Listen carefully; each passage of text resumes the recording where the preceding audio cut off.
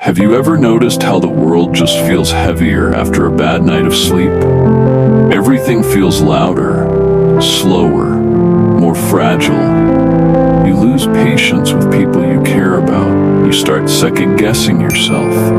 The little things feel big, and the big things feel overwhelming. One night of tossing and turning, and suddenly your mind becomes a place you don't want to be. That's not weakness. That's not you being too sensitive. That's your brain trying to function without enough rest. Because sleep is not just a break from the day. It's not just a passive thing your body does while the world goes quiet. Sleep is emotional maintenance. It's how your brain resets, how it filters your thoughts, files your memories, and balances your chemistry. And when that doesn't happen, when you cut corners on rest, your mood and your mental health pay the price. Let's break it down. There's a part of your brain called the amygdala. It's your emotional alarm system. When you sleep well, it stays calm, it reads the room, it reacts with clarity. But when you're sleep deprived, that amygdala goes into overdrive. It starts to misfire. It sees threats where there are none. It turns simple stress into panic, minor frustration into anger. Your emotional volume goes up while your logic turns down. That's why after a night of poor sleep, small things feel huge. You overreact. You take things personally. Your tolerance goes down, not because you're dramatic, but because your emotional regulator is exhausted. You're not broken, you're just tired. But it's not just about overreaction, it's about how you interpret reality.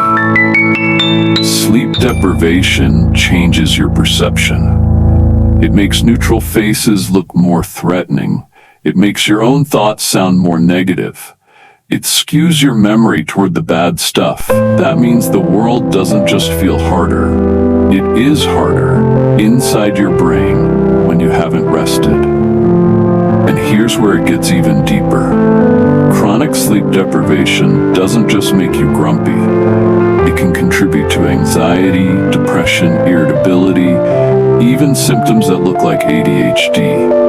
Your ability to focus, to solve problems, to regulate your thoughts, it all gets weaker. And the worst part, you start blaming yourself. You think, what's wrong with me? When really, your brain just didn't get what it needed. What makes this even more challenging is that the connection between sleep and mood isn't just one way. It's a two-way street. When you're anxious, stressed, or overwhelmed, your body produces more cortisol, your alertness hormone. That makes it harder to fall asleep. And then when you finally do sleep, it's lighter, more fragmented, less restorative. You wake up tired, and now because you're tired, your stress feels worse. Your patience is thinner. Your thoughts spiral faster, so you feel more anxious, which leads to another bad night. And just like that, you're caught in a loop. Anxiety leads to poor sleep. Poor sleep leads to more anxiety. And the same goes for depression. When people are depressed, their sleep is usually disrupted. Either they can't fall asleep, or they sleep too much but still feel exhausted. Their circadian rhythm becomes confused. Melatonin release gets mistimed. Their REM sleep becomes irregular. And they start losing that natural rise and fall that keeps the mind resilient. The sadness deepens. The motivation drops. And even basic things like getting out of bed or turning off the lights can feel impossible. This is why sleep is often the first thing mental health professionals ask about. Because when your sleep starts improving, so does everything else. You become more emotionally stable, more patient, more rational. Your ability to cope with life's stressors goes up. You're not just better rested, you're more emotionally equipped, more mentally resilient. Now, if you're listening to this and thinking, but I can't fix everything overnight, You're right. You don't have to.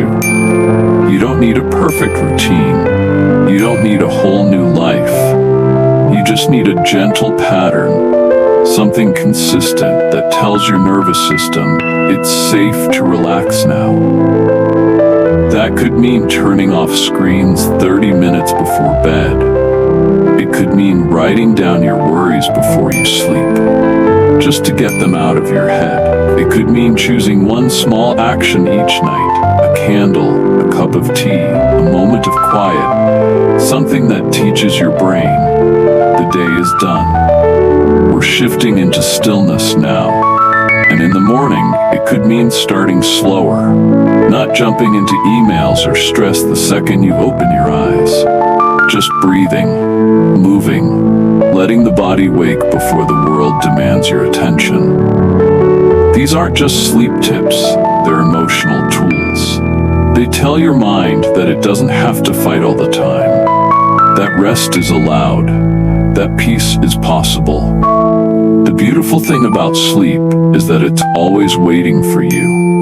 No matter how many restless nights you've had, no matter how long you've been stuck in the loop of anxiety or overwhelm, your body hasn't given up on you. It's just tired, and it's asking, in its own quiet way, for a little more care. When we talk about mental health, we often think of big changes, therapy, medication, lifestyle overhauls, and all of those things are valid. But sometimes the most powerful place to begin is simply sleep.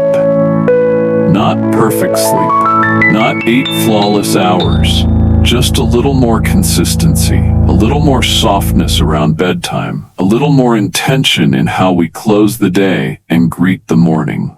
Because the truth is, sleep isn't selfish, it's not lazy, it's not something you earn after doing enough. It's something you deserve. It's how your nervous system repairs. It's how your emotions stabilize. It's how your soul exhales. And when you give yourself that gift, everything else gets lighter. The anxiety softens, the sadness lifts, the fog begins to clear, and you start to feel like yourself again. So if you've been feeling emotionally fragile lately, if your moods swing, or your patience is thin, or your thoughts feel too loud, don't start by blaming yourself. Start by asking, am I rested? Am I giving my brain the chance to heal each night? Am I offering myself the kindness I so often give to others? Because that kindness, that grace, is where real mental health begins. This is the Daily Health Shift. And if this episode helped you connect the dots between your mood and your sleep, share it with someone who might need that same reminder. Someone who doesn't need to work harder on their emotions, just rest deeper in their body. Subscribe for more episodes that gently shift how you live, how you sleep, and how you heal. And in the comments, I'd love to hear, what's one small change you could make this week? Not for productivity, not for performance, but for your peace of mind. Until next time, may your nights be soft, your mornings be grounded, and your emotions be held in the safety of real rest. Good night.